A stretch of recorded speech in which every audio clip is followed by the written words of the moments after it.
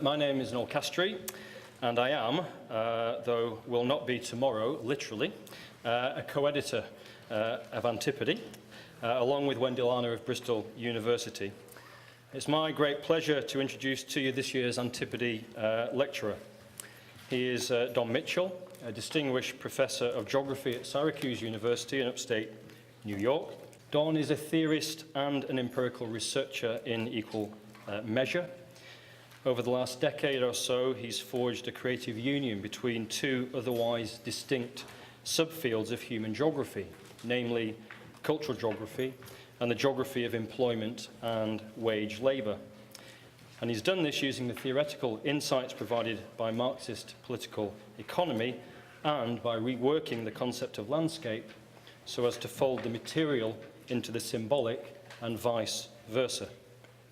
Don is the author of a superb monograph, The Lie of the Land, and an equally excellent advanced student text entitled Cultural Geography, A Critical Introduction, among his many other single and co-authored publications.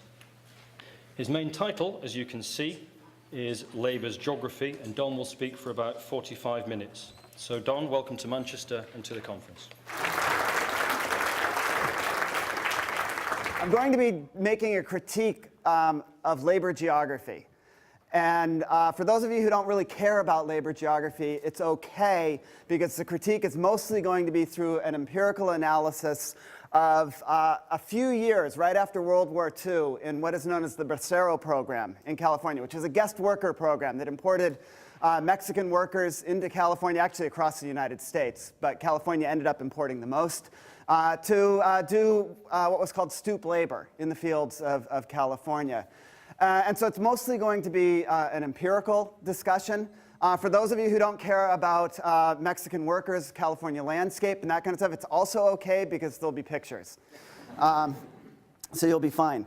I'm going to talk just some of the language that I'll use if you're not familiar with kind of how California thinks about its own agricultural political economy. We don't have farmers in California. We have growers or grower shippers.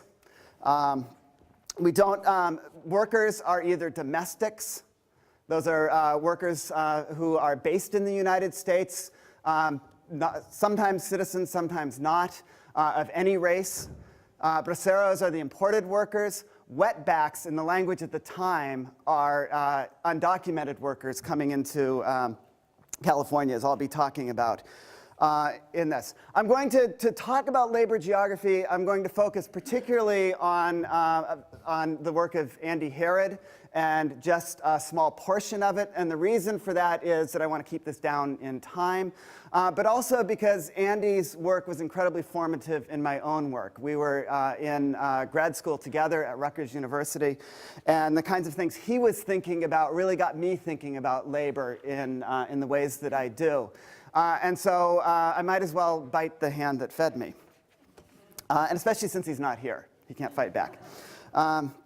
I'm also going to stick very closely to my script so that we will get to the drinks in a pretty quick manner.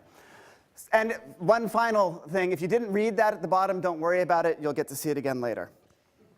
So here we go. In a typically forceful and forthright passage in The Country and the City, Raymond Williams turns aside for a moment from his discussion of the formation of what he called a new kind of community in the rural Britain of the late 18th and early 19th century to say this: in many villages, community only became a reality when economic and political rights were fought for and partially gained in the recognition of unions, in the extension of the franchise, and in the possibility of entry into new representative and democratic institutions. In many thousands of cases, there is more community in the modern village as a result of this process of new legal and democratic rights than at any point in the recorded or imagined past. That is active community, and it must be distinguished from another version, which is sometimes the mutuality of the oppressed, and other times the mutuality of people living at the edges or in the margins of a generally oppressive system. Writing just a couple of years later, but reflecting on a very different world, the world of California agribusiness, the union organizer and scholar Ernesto Galarza noted the consistent attempts of migrant farm workers to set down roots and to form community not only the community formed through the mutuality of the oppressed or the mutuality of people living at the edges or in the margins, but an active community, one that might have some power to determine the conditions of its own labor and of its own life. These communities, Galarza wrote, were groping ventures in stability, where dwelling places of discarded materials were made by a people who refused to remain themselves discards of society. Against these challenges to a completely mobile labor force, the industry waged a cold but unrelenting war.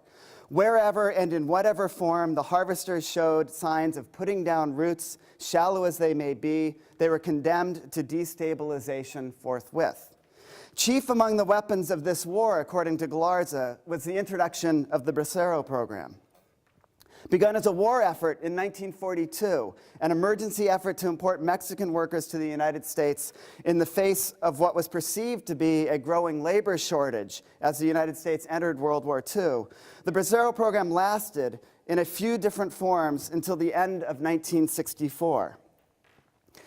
Over the course of this existence, this guest worker program imported approximately 4.75 million workers. For Galarza, all other efforts at destabilization by agribusiness were intermittent mop-ups compared to the massive uprooting that followed the introduction of the Bracero system, by which entire towns and rural areas were gradually deserted, their residents denied the work that the Braceros were contracted to do at lower wages. In Williams's terms, the effect of the Bracero Program, together with the virulent and violent anti-unionism that was the hallmark of California agriculture, was precisely to assure that any community of workers in the California fields was only a community of the oppressed and the marginal, and never an active community. Or as Galarza put it, over the long run, the effect of workers organizing and protesting, which did indeed continually rear up out of the countryside, was to wrest some small economic gain, maintain a connection between a million people isolated from the larger society, offer them the prospect of collective bargaining, deflect the most uncivil reprisals, and keep an aggressive propertied class in fear of social ostracism. While these efforts did become a serious challenge to corporate agriculture and its institutional support, according to Galarza, the degree to which they were mostly reactive and always extremely limited ought to give pause to those of us, like myself, intent on developing and even celebrating the project of labor geography. This is especially so when we focus on the years, I think, right after World War II, when, quoting Galarza one more time, the outrages of the vigilantes became less frequent. Growers and their allies developed more sophisticated controls over the masses of men that worked the fields, as well as over the various sections of society, government, the police, the courts, technology, academia, and the media, that in one way or another served the system of mobile men and money. If the project of labor geography is, as Andy Herod puts it, understanding how working class people have a vested interest in trying to assure that the geography of capitalism is produced in certain ways and not in others, and how they play active parts in seeking to bring this about. If the project is to understand how not just capital, but also labor, broadly defined, shape through its actions the geography of capitalism, then I think the project had better become a lot more realistic about precisely those times and those places, those socio-spatial contexts, when labor, however defined, is largely incapable of shaping through its actions the geography of capitalism. The impulse to a labor geography, ensuring that workers' agency is right at the heart of any analysis of the ongoing historical geography of capitalism, is as important as it is laudable. It is both a political and an ontological move that places workers, their actions, their needs, their lives, that is, their struggles, at the heart of analysis, and it is important for exactly that reason. For Andy Herod, labor geography is the project to develop a more serious consideration of how workers actively produce economic spaces and scales in particular ways, both directly and indirectly, consciously and unconsciously, as they implement the landscape, their own spatial fixes in the process of ensuring their own self-reproduction. Moreover, Herod argues, focusing upon workers' efforts to build their own spatial fixes that are appropriate to their concerns at different times and in different places not only allows us to see labor as capable of acting proactively, but also brings with it an appreciation of how the spatial context within which workers find themselves can lead them to develop vastly different solutions to the particular problems that they face. The problem here is not with the impulse of labor geography so much as with, I think, the execution. There is a constant danger, and this is true in my own work, certainly, of overestimating the degree to which workers can make their own spatial fixes, the degree to which they do develop solutions to the problems that they face, unless we reduce those solutions to the mere fact of survival. There is a tendency to overemphasize, I think, when, how often, and the degree to which workers create an active community out of a mutuality of the oppressed. In other words, labor geography tends too often to forget David Harvey's warning long ago that any time we seek to develop a people's geography, and I think labor geography is certainly a people's geography, it must not be based on pious universalism's ideals and good intents, but a more mundane enterprise that reflects the earthly interests and claims that confronts ideologies and prejudice as they really are, that faithfully mirrors the complex weave of competition, struggle, and cooperation within the shifting social and physical landscapes of the 20th, and I would say add the 21st century. The world must be depicted, analyzed, understood, not as we would like it to be, but as it really is. The material manifestation of human hopes and fears mediated by powerful and conflicting processes of social reproduction. In other words, I would like to suggest that any labor geography must be tempered with a materialist assessment of what I would call labor's geography, or following Harvey again, the world as it really is. That is, as we seek to see how workers create economic spaces and landscapes that they have not made, as we seek to understand how workers create economic spaces and landscapes, we must also closely examine those spaces and landscapes that they have not made, at least in any basic sense, but in which they find themselves and must live. Those landscapes that are, through struggle and the exercise of power, produced not for them, but for others. Those landscapes that make a new kind of community all but impossible. We need to depict, analyze, and understand the world as it is if we are really ever going to understand the means by which it might become the world we would like it to be.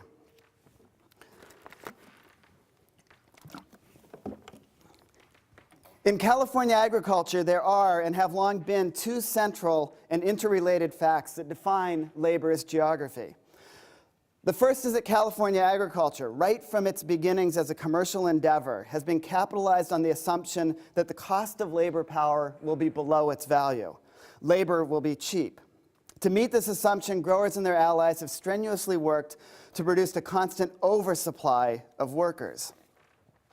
Economist Lloyd Fisher, in his influential analysis from the mid-20th century, correctly notes that it is a gross oversimplification to say that the lowering of labor costs is the primary motivation for the creation of a labor oversupply, though this lowering of costs is surely a constant effect. The primary motivation instead is flexibility, especially since harvest seasons can be quite erratic, not infrequently leading to regional demand peaks as, for instance, the peach harvest is slightly delayed and tomatoes come in early. As Fisher puts it, the demand of farmers for more labor than an objective observer would agree they require is a rational response to the peculiar circumstances of the harvest. It required what Ernesto Galarza once insightfully called a deciduous labor supply that comes and goes with the seasons. But such flexibility, at least as far as California agricultural labor is concerned, demands low wages, or more accurately, an induced immiseration that means that workers have to accept whatever work is offered if they want to, at least momentarily, survive, and then to move on to some other place where there might be work to be found. The dull compulsion of economic relations makes itself felt with vengeance in the California fields. At least that's one way of assuring a ready, flexible harvest labor force, able to be deployed at a moment's notice. Another way is to directly recruit indentured labor that can be housed, hopefully at others' expense, in holding camps and sent out to farms and orchards only as needed. That was the Bracero Program, which had the double effect of providing a large, impoverished, contracted labor force legally barred from work in other industries and functioning as a clear drag on the active organization, the wages, and the community of domestic or non-Bracero workers. The Bracero Program also had the profound and dual effect on the second central fact of labor's geography in the California fields, mobility. Agricultural work, according to the historian Cletus Daniel, is defined by irregular work and constant movement. Excluding Bracero's illegal workers, known as I suggested earlier as wetbacks, and year-round, excluding them and excluding year-round workers, a governor's committee examining the state of labor resources in the San Joaquin Valley estimated in 1949 that more than 200,000 different workers were employed at some time in the course of the year in the valley alone. Or as Paul Prasau, the executive director of the Governor's Committee, noted in an early memo, in the San Joaquin Valley, labor demands peaked in October with a need for 257,000 workers, of which 159,000, or 62%, were temporary. But at the low in March, only 118,000 total workers were needed, of which 25,500, or about 21%, were temporary. The large difference between the peak and trough needs indicates, according to Prasau, how dependent the area is on a flexible supply of local and migrant temporary labor. This was simply a statement of fact. The structure of the landscape required such flexibility. It required, in other words, extraordinary mobility. For as Prasau also noted, the specter of so many of these temporary workers staying, or what was called wintering, in the San Joaquin Valley when there was no work, brought with it consequent problems of health, welfare, and education, resulting from the presence of a large group of unemployed workers and their families.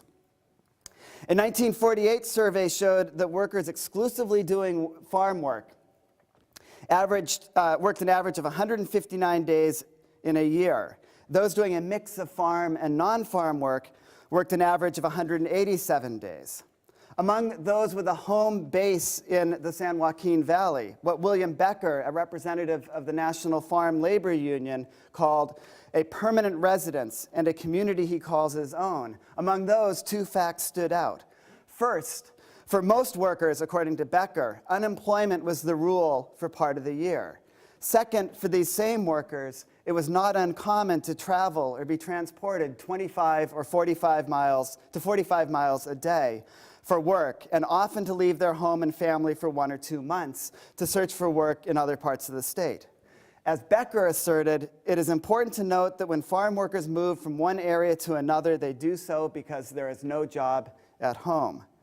On average, across the United States as a whole, in 1949, migratory workers were employed 70 days in farm work and another 31 days in non-farm work. Non-migratory farm workers averaged 91 days on the farm and another 28 days in non-farm work. In other words, migratory farm workers could count on an average of 246 days of unemployment in the year. Or to turn that around, they could count on 4 months of 6-day work weeks and 8 months of idleness.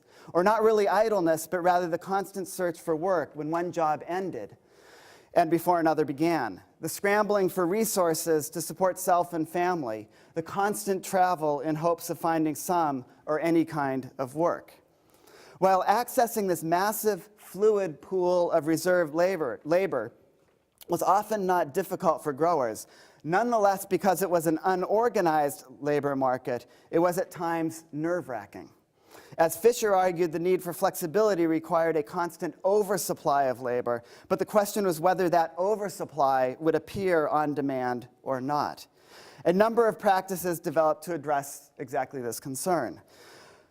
First, The State Farm Labor Placement Service was set up to match domestic workers to agricultural jobs, though its actual practices, as any number of studies showed, favored both the provision of braceros over domestic workers and served often to undermine worker self-organization.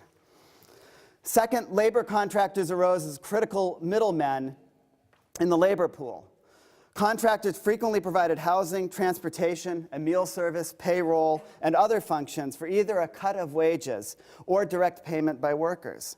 Labor contractors were also a critical link in the pipeline of illegal workers, always available to supplement and sometimes to displace both domestic and bracero workers. And finally, centrally, the bracero system itself was developed precisely as a means to provide a supply of supremely flexible workers that had an added benefit. By contract, they were sent back to Mexico during the slack times. Thereby, they were less at risk of contributing to the consequent problems of health, welfare, and education that the Governor's Committee on Agricultural Resources worried were an inevitable feature of the temporary farm labor market. Braceros were a controlled migratory labor force. On top of that, their presence, their deployment to fields in particular districts, induced the movement of domestic workers out of those districts and to areas where perhaps those domestic workers would be needed and within which, in any event, they would now need to take work at almost any price. These conditions comprised labor's geography in the years immediately after World War II. They were conditions that were constructed over a long history and that were sometimes unsettled by militant workers, and perhaps even more frequently cemented into place through the powerful actions of growers and their organizations. It was also a geography defined fully by a flow of capital into and out of the land, as George Henderson and Richard Walker both show so well. A flow that growers spared no means in protecting against competitors in other states and countries, against pest, disease, drought, and flood, and against the will of laborers who embodied the labor power they so desperately needed. And it was defined by the common efforts of growers as they constituted themselves as a coherent class, able, as Richard Walker put it, to mobilize state powers, whatever their very real differences as producers might have been. As Ernesto Galarza knew, the pressures against settlement and community for workers, if not for growers, the pressures towards uprooting and destitute mobility in California agriculture were many and they were varied.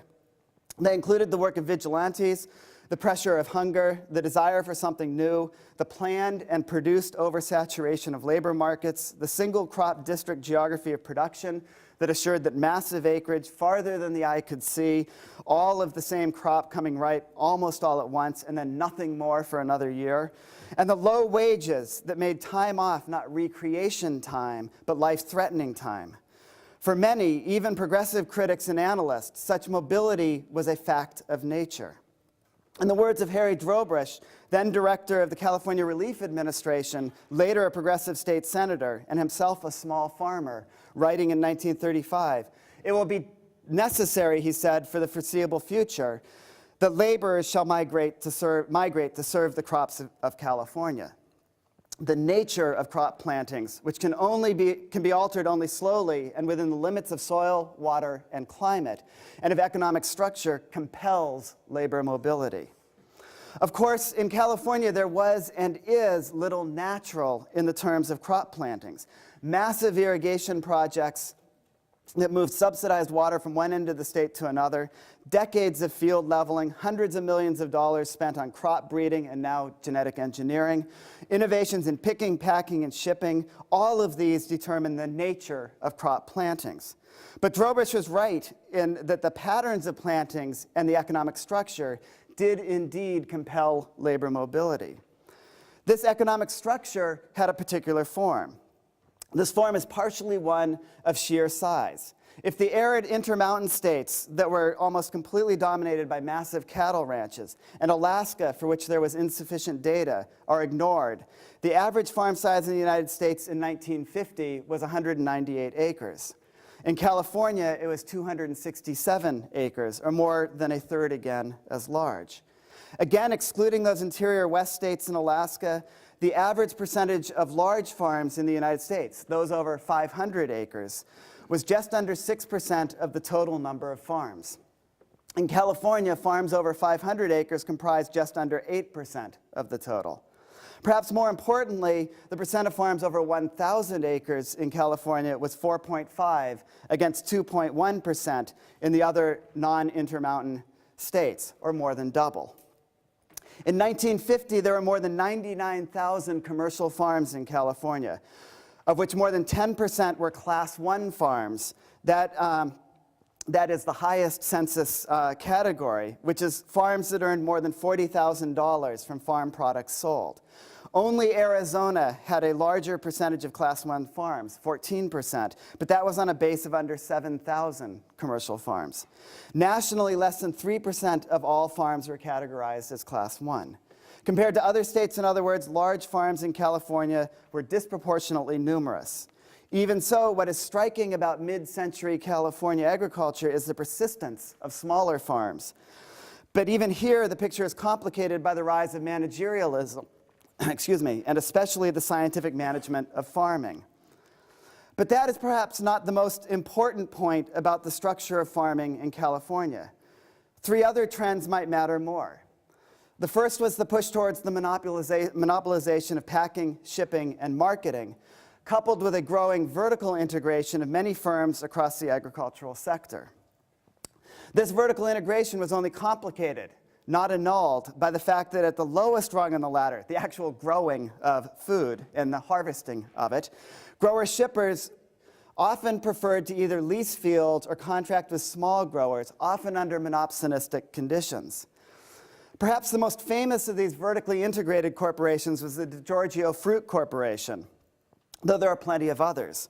By 1950, the DiGiorgio holdings included the 11,000-acre DiGiorgio Farms, complete with a labor camp and winery, the 5,000-acre Sierra Vista Ranch, a self-contained community with its own volunteer fire department, restaurant, recreation facilities, dormitories, and police force. That's one of their finest during a strike.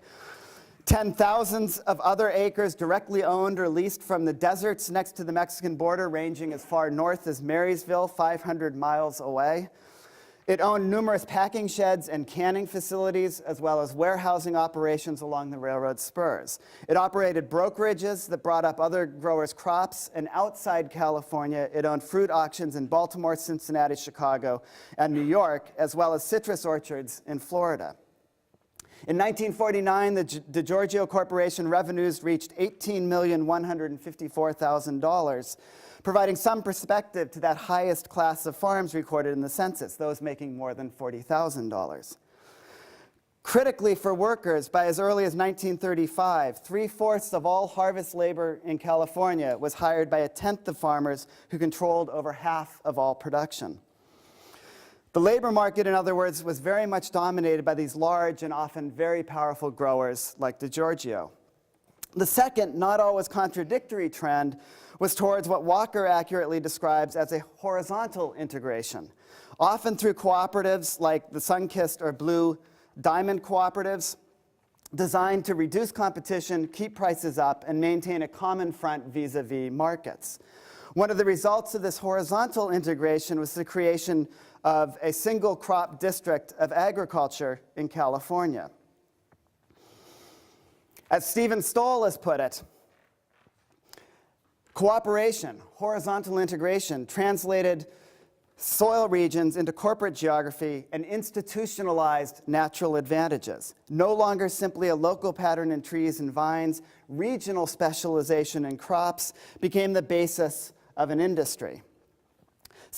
Stephen Stoll argues that the development of the single crop region in California represented an enormous event in the history of the North American environment. It also represents an enormous event in labor's geography, because among other things, it geographically intensifies the seasonality of labor demand with, for example, tens of thousands of acres of pears all coming ripe in one location, even as tens of thousands of acres of tomatoes demanded harvesting in another. In this sense, in the sense that the corporate and institutionalized economic structure of regionalized crop production came to dominate the state, Harry Drobrish was right that the nature of crop plantings compels labor mobility. It also compels a great deal of seasonal unemployment, as I've already mentioned. The third, perhaps consequent trend is, as the Governor's Committee to Survey Agricultural Resources in the San Joaquin Valley put it, farming in the state is characterized by high investments per farm unit and by high annual cost of operation, as compared with the corresponding cost for agriculture in the United States as a whole. The average value of farm implements and machinery on California farms in 1945 was more than double that of the nation as a whole. In the San Joaquin Valley, it was even greater, almost 2.4 times the national average. Operating costs were also higher than the nation as a whole. Chief among these operating costs was wages. California growers, in other words, used more machinery and more workers, in large part because California agriculture was, and in fact still is, highly intensive. Heavily capitalized, growers sought to shave costs wherever they could, and has long been noted for California, the first, because seemingly most malleable target for such cost shaving was labor power. Violence has been central to this effort to shave the costs of labor power. Cletus Daniel, Kerry McWilliams, and others have shown the extent to which direct violence, vigilante attacks on Chinese and Mexican workers, on strikers of all races, on all those suspected of union involvement, was a central weapon in the growers' arsenal as they sought to protect their large capital investments. Such overt violence in California and its integration into the economic structure of agriculture was probably best shown through the 1939 hearings and later report of the La Follette Committee of the United States Senate. In California, as part of a nationwide examination of violations of free speech and the rights of labor to organize, the La Follette Committee took thousands of pages of testimony that showed without a doubt that anti-labor violence was not only well organized, but central to the functioning of the agricultural economy. It was an essential ingredient, according to this committee, in determining the price of labor. But cheap labor was preserved, though cheap labor was preserved through physical violence, another means of preserving this cheap labor was also important, what might be called the benign and malign practices of immiseration. As late as 1950, for example, only 34% of inspected labor camps in the San Joaquin Valley had flush toilets, and of these, 13% were only partially fitted with flush toilets. 22% of camps had no sewage disposal mechanism whatsoever. In seasonal camps, matters were worse. Only 14% of permanent seasonal and 9% of temporary seasonal camps had flush toilets. 25% of permanent seasonal and 28% of temporary seasonal camps had no bathing facilities at all. Growers even considered the provision of blankets an unwise investment. Records relating to camp conditions in the Bracero Program are rife with complaints from workers regarding the stinginess of farmers required to provide blankets, and with growers complaining that they were required to provide blankets and sheets in the first place. Indeed, many growers took it as common sense that Mexican workers did not like sheets and were developed racially in such a way that they never needed more than one thin blanket, no matter how cold the nights got. No wonder, then, that the Division of Housing reported that many temporary employees have little or no sense of responsibility for the farmer's property. In some instances, they have become very destructive. Floors are often torn up and used for firewood. But it also reported when camps have been well maintained and adequately furnished, as, for example, in the Federal Farm Security Administration run labor camps of the 1930s, maintenance problems were reduced. But by midsummer 1947, farming interests had secured passage of a federal law requiring the United States Department of Agriculture and the Farm Security Administration to divest themselves of all federally owned labor camp and to hand them over to growers' associations. With grower control, conditions deteriorated rapidly. By April 1st, 1949, an investigation of camp conditions in the former federal camps by the Council of Christian Churches showed that under the present leasing arrangements to Growers Association, rents to migrants have been raised, health and recreation services have been eliminated, most of the democratic camp councils have disappeared, the physical properties have deteriorated. The result of the general decline of conditions in all labor camps around the state in the years after World War II was a crisis. In the last 2 years of 1949, at least 28 infants resident in Fresno and Kings County labor camps died, mostly of diarrhea and malnutrition, compounded by other diseases related to the appalling camp conditions. Disease was a fact of life in agricultural labor camps. In May 1947, for example, the Fresno Bee reported an outbreak of dysentery in labor camps in Kern County at the southern end of the San Joaquin Valley. County health officers responded by evicting 300 families, about 1,500 people, from area labor camps and pushing them north, doing nothing to address the problem and probably much to deepen it, especially since, as the paper reported, Kern County farmers had begun shutting down private camps on their farms, shunting responsibility for housing onto labor contractors who often didn't provide it, even as the state and federal government ended their wartime program of mobile camps that followed the ripening crops. Though infant mortality rates dropped significantly across the state between 1920 and 1950, they still remained in the San Joaquin Valley as a whole at 34.6 deaths per 1,000 live births. The highest rates of infant mortality, calculated as a 5-year average between 1942 and 1946, were in the agricultural counties, with Imperial County in the south leading the list at 66.2 deaths per 1,000 live births, and Tulare County coming in second at 49.5.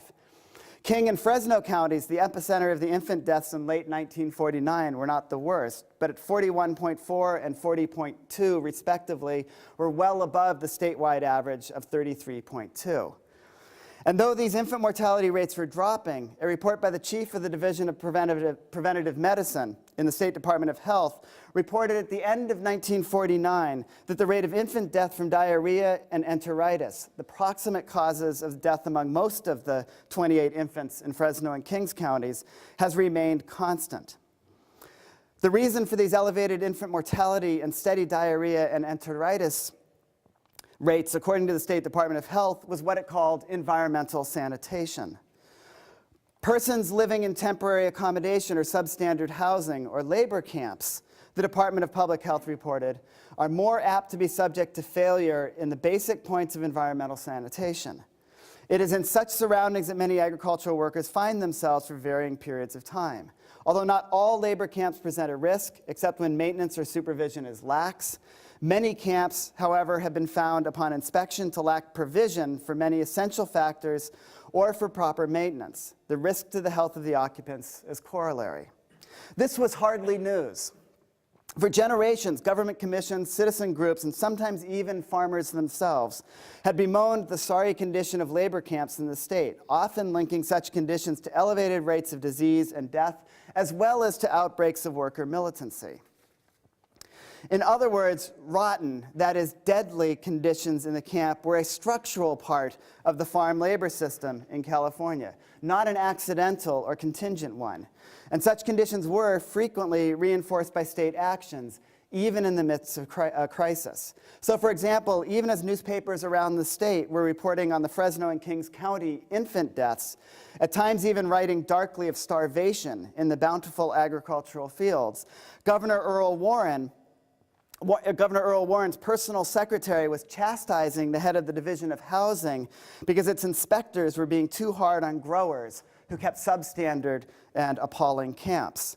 To put this another way, the tradition of overt violence against farm workers in California was supplemented and supported by a deeply entrenched structural violence. Structural violence can be defined as those social relations, social arrangements that systematically bring subordinated and disadvantaged groups into harm's way and puts them at risk for various forms of suffering. Structural violence is, in this sense, labor's geography. It is the conditions that define debilitating everyday life.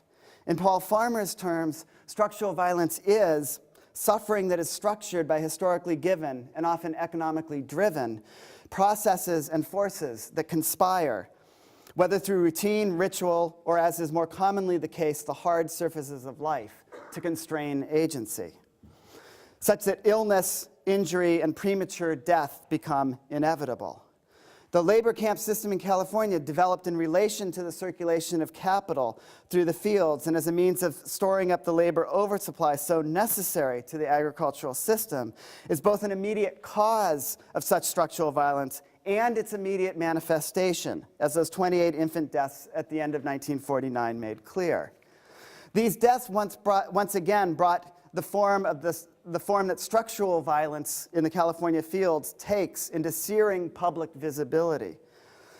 Governor Earl Warren, facing because of this a fairly significant political crisis, immediately struck a committee to study the nature of the agricultural labor system in the San Joaquin Valley.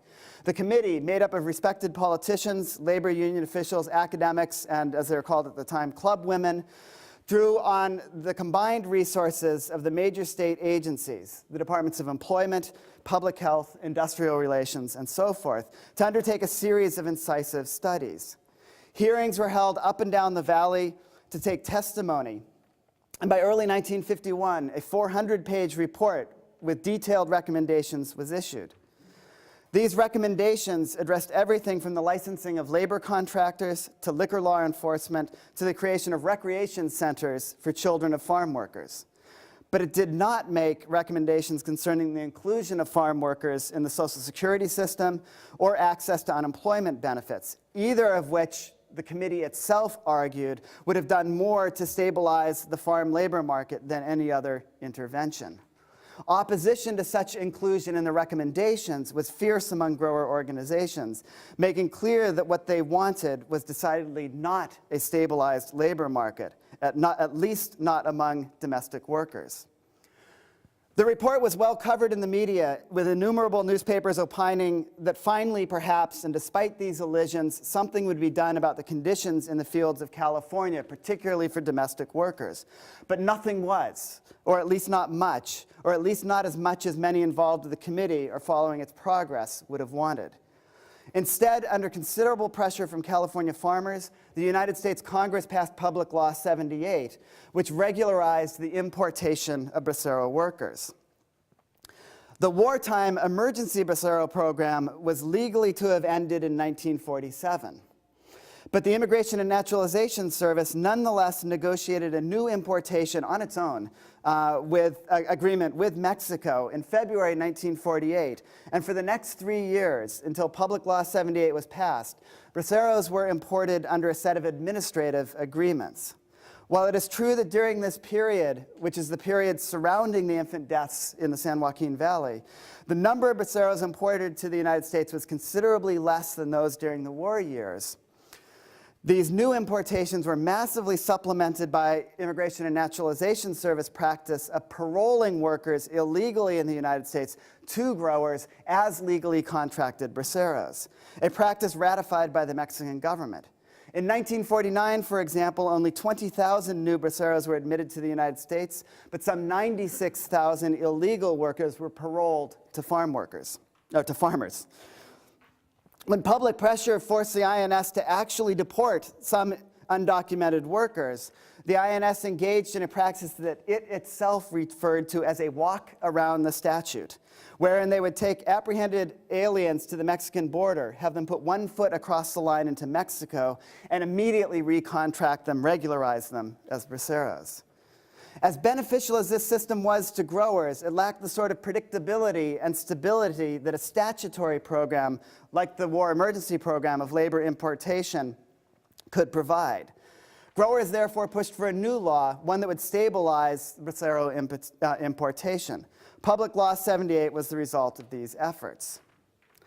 There were significant advantages to this program. From the perspective of localities, towns, cities, counties, and the state government as a whole, such a program might proved an advantage over finding ways to support, through welfare and charity, domestic workers who were stalled during the winter. It helped assure that the fallen leaves of the deciduous labor did not rot where they fell. While labor unions complained that the Bracero program would likely increase pressure on welfare services of agricultural counties, welfare administrations in counties like Fresno thought that the effect would be rather to discourage interstate migrants from coming into California and force marginally employed local domestic farm workers out of the area in search of steadier work elsewhere. They would be replaced by Mexican workers who, crucially for local welfare budgets, would be sent home during the slack season, thereby decreasing the burden on already strained resources. Under this logic, a repeat of the infant death crisis of 1949 they thought was less likely, not because conditions were improved, but because the nature of the labor market had been fundamentally altered. For growers, this fundamental transformation of the labor market had further effects. Public Law 78 had the effect of codifying what was, in essence, a program of indentured labor, while at the same time institutionalizing what Gilberto Gonzalez accurately terms a colonized reserve army of labor, especially one that, as Carrie McWilliams wrote in 1950, served as a source of controlled or standby labor in the event of a strike. In other words, Bracero supplemented with illegal workers, wetbacks, not only provided flexibility in relation to unpredictable harvests, a key function of the harvest labor market, as Fisher made clear, they also provided a flexible and especially a controlled and depowered source of labor when domestic workers grew militant. Such a function for Braceros, the record amply demonstrates, developed despite assurances in Public Law 78 and various international agreements with Mexico that Braceros would not be used as strikebreakers. On October 1st, 1947, for example, workers organized through the National Farm Labor Union struck the giant DeGiorgio farms. When pickets appeared at the gates of the ranch, the 130 Braceros and 70 or so wetbacks refused to cross the picket line. The Kern County Sheriff, together with a representative of the United States Department of Agriculture, came to the farm and talked the Braceros and wetbacks into returning to work, probably under the threat of deportation. Over the next 6 weeks, the United States Department of Labor dithered over whether a strike was really in progress, and thus whether Braceros would have to be legally withdrawn from the farm. By the time it did certify a strike, DeGiorgio had been able to recruit from out of state a scab labor force to continue the fall harvest. It is likely, if not certain, that had the Braceros and wetbacks not returned to work on that first day, the course of the strike, which is long, complex, violent, and not very good for the union, would have taken a far different course. Braceros, in other words, were not just a means of labor power, and an important one, they were also a means by which growers solidified their control over labor's geography. Domestic workers, and especially the National Farm Labor Union, struggled mightily against this practice, as against many other aspects of the Bracero system that worked against their favor. In September 1950, in the northern San Joaquin Valley, less than a year after the infant deaths that I've talked about, a committee that led to this committee that conclusively, if reluctantly, showed an abiding oversupply of labor in the valley. Tomato pickers struck for both increased wages and for an end to a hated bonus system that withheld wages and only sometimes paid them at the end of the season.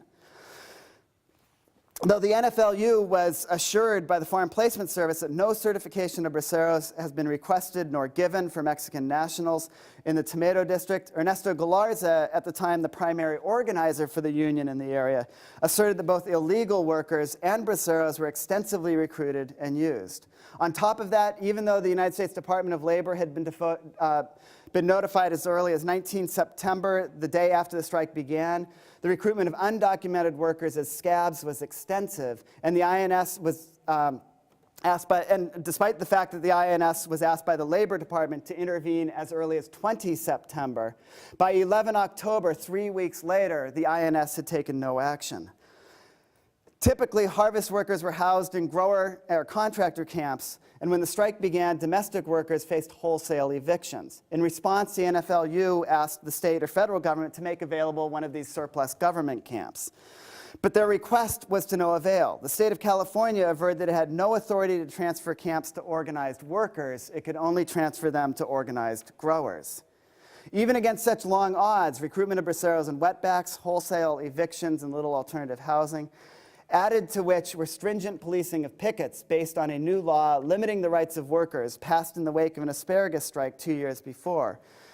And despite Teamster disruptions made in an effort to protect sweetheart contracts in the canneries, striking tomato workers managed to force up wages to 18 cents a box, their demanded wage, and put an end to the bonus system. While, as Galarza argued, this strike, affecting less than 20% of the tomato acreage, had shown that a well-planned strike aimed at a whole crop could have significant effects. Even at a time of labor surplus, it was also the case that continuity across these crop regions, and especially across seasons, was difficult, to say the very least.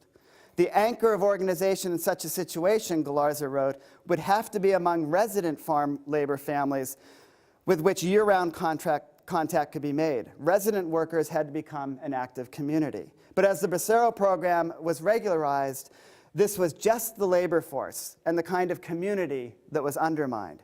Throughout the spring and summer of the following year, 1951, tomato growers assiduously recruited braceros and other undocumented workers, swelling the harvest labor pool and pushing many relatively settled workers on the road in search of employment. Wages dropped, the bonus system returned, growers increased the flexibility of the labor market.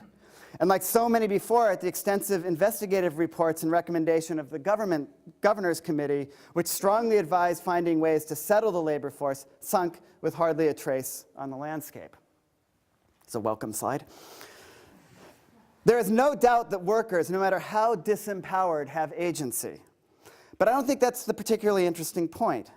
I think the interesting point concerns the conditions under which agency is possible, what I've been calling labor's geography. How is it even possible to struggle? Against what should struggle be aimed?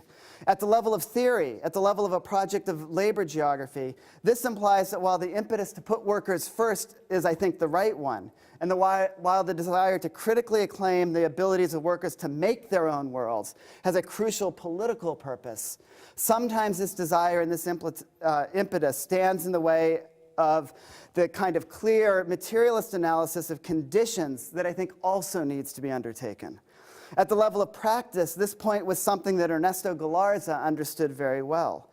His later scholarly work stands as a clear-eyed, hard-hitting structural analysis of both the farm labor landscape and the successes and failures of worker organizing and agency that sought to reshape that landscape. Unless the Bracero and the wetback tide was turned back, domestic workers' efforts to organize were doomed in advance, Galarza wrote in 1970. But by that year, 1970, the United Farm Workers Union, Cesar Chavez's organization, was making inroads into organizing California farm workers and even beginning to win some contracts. But by then, also, the Bracero tide had not only been turned back, but in fact stopped altogether, in large part because of the incessant advocacy and organizing of Ernesto Galarza and the National Farm Labor Union.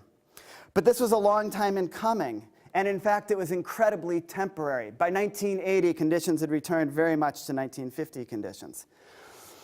In the 1950s, growers more and more found that they did not need domestic workers, as they could get all the indentured braceros that they needed. Indeed, by the mid-1950s, the California Department of Industrial Relations and the United States Employment Service were all but admitting that domestic workers could not be hired in California because the landscape, especially the landscape of labor camps, had been so altered as to make it impossible to hire them. Growers, when they still built labor camps, only built camps for single men, that is, for braceros. Labor contractors, when they provided sleeping facilities at all, likewise now only provided beds for braceros. There simply was little room in California for domestic migrant workers and their families. Many ended up in ditch bank camps. Many ended up sick and dying. Many ended up victims of labor's geography. And yet growers still got their crops in. So hence Dick Walker's assessment that the story of the agrarian working class in California does not read like that of the capitalists, with its long record of unity across differences in pursuit of common goals. Instead, the workers have all too often been divided, disorganized, and left exposed to the vagaries of the market. They have had less access to the powers of the state than the grower business class and more experience at the business end of police clubs and other heavy-handed means of social control. Workers, both domestic and Bracero, were over and over condemned to destabilization, as Galarza called it. Active community in this period in California was a virtual impossibility. So I think here lies labor's geography.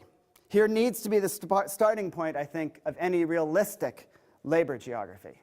So thank you.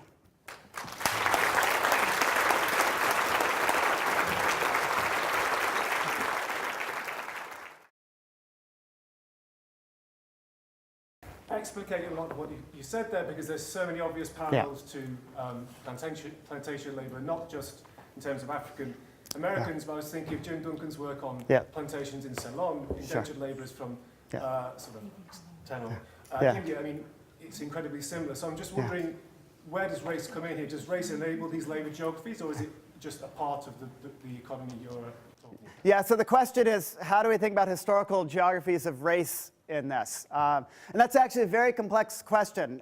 You're pointing out that, that there are very clear similarities with other indentured labor systems.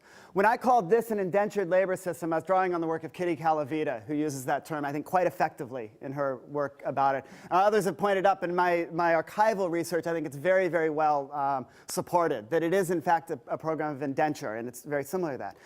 Race becomes very tricky in all of this. Mexican workers were seen as a race apart. And in census categories in the United States, Hispanic or Latino is not a separate race, right? But in California historical geography, they are. And they're talked about that way. In the early periods of the Bracero Program, one of the government agents that was studying this complained about the implementation of the program. He didn't think it was necessary. He said, all growers care about is, all they want is that they be Mexican, right? It's just an issue of race, as he put it. And what he meant by that was a group of obviously identifiably different workers who did not have the access to the same level of rights. They're ostracized within communities. But it was more complex than that, too. Because some of the most virulent anti-Bracero protests in California, particularly in the 1950s and into the 1960s, was by Mexican-American workers, particularly in the citrus belt around Ventura and Orange counties. As they tried to maintain their own relatively stable jobs, right? And so in that case, all that matters is that they be Mexican. It's only a matter of race didn't hold, right? And there's kind of a reconfiguration of some of these. But throughout California's history, throughout California's historical geography, race has been central to this. California growers have worked very, very hard to always bring in an other. The times when white workers were a dominant source of labor were exceptional times. The late 1930s, a little bit around World War I, and that was about it, right? And beginning in the 1860s, in the 1870s, first Chinese workers brought in often under indentureship programs, then Japanese workers, then Filipinos, then Mexican workers, and so forth. And there was a very clear kind of sense that the idea was to, first of all, that white workers would not do this kind of work, right? Secondly, that other racial groups were well fitted racially to doing this kind of work. George Henderson has analyzed this really, really well in his book, California and the Fictions of Capital. And so, so there's a sense that there's something in the racial endowment of non-whites that make them particularly good at farm work in the state, right? So race becomes important like that, and it gets tied up, I think, in this question of kind of creating something like an indentured labor program. Thanks again for your lecture, which I enjoyed very much. But at the beginning, you made the point about how there were some dangers in focusing on the struggles and being too optimistic and so on, and paying insufficient attention to the context. I was just a bit surprised. I mean, clearly you're dealing with a kind of historical and very specific situation, but would it not also be interesting to draw parallels with the more contemporary literature on value chains, for example, that particularly those writers who do make the connection through to labour, questions about fair trade and bringing in the consumers. I mean, I'm aware of all the difficulties with that kind of literature, but actually making connections across with context and looking through the supply, the demand side as well as the people working in these conditions. So the point is, wouldn't it be helpful to follow through in the supply chain and particularly bring in an analysis of consumers in this to add to kind of the labor story that I'm telling? And I'll answer this in reference just to kind of the excavation of the Bracero program that I'm trying to do. Absolutely, it is, but not until 1959.